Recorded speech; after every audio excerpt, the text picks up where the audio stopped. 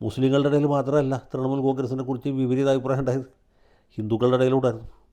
മാത്രവുമല്ല, ബംഗ്ലാദേശിലും മറ്റും നടന്ന ഭയങ്കരമായ അക്രമങ്ങളുടെ പശ്ചാത്തലത്തിൽ പശ്ചിമ ബംഗാളിലെ ഹിന്ദുക്കൾ ചകിതരായിരുന്നു. നായാടി മുതൽ നമ്പൂരി വരെയുള്ളൊരു ഐക്യം എന്നിവിടെ വെള്ളാപ്പള്ളി നടേശൻ പറഞ്ഞില്ലേ, അത് പ്രാവർത്തികമായത് ബംഗാളിലായിരുന്നു.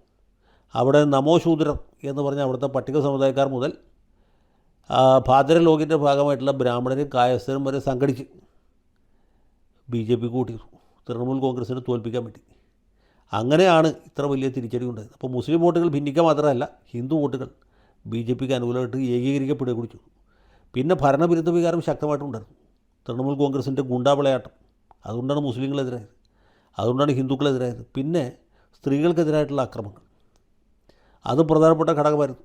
സന്ദേശ് ഖാലിയിൽ ഈ തൃണമൂൽ ഗുണ്ടകൾ നടത്തിയ അഴിഞ്ഞാട്ടം. അതുപോലെ തന്നെ RJ ഖർ മെഡിക്കൽ കോളേജിലെ ഒരു വനിതാ ഡോക്ടർ പൈശാചികമായ ബലാത്സംഗത്തിനിരയായി കൊല്ലപ്പെട്ട സംഭവം, ഇതൊക്കെ ജനങ്ങളെ പ്രകോപിപ്പിച്ചു. BJP ആണെങ്കിൽ ഇത് കൃത്യമായിട്ട് ആളിക്കത്തിച്ചു.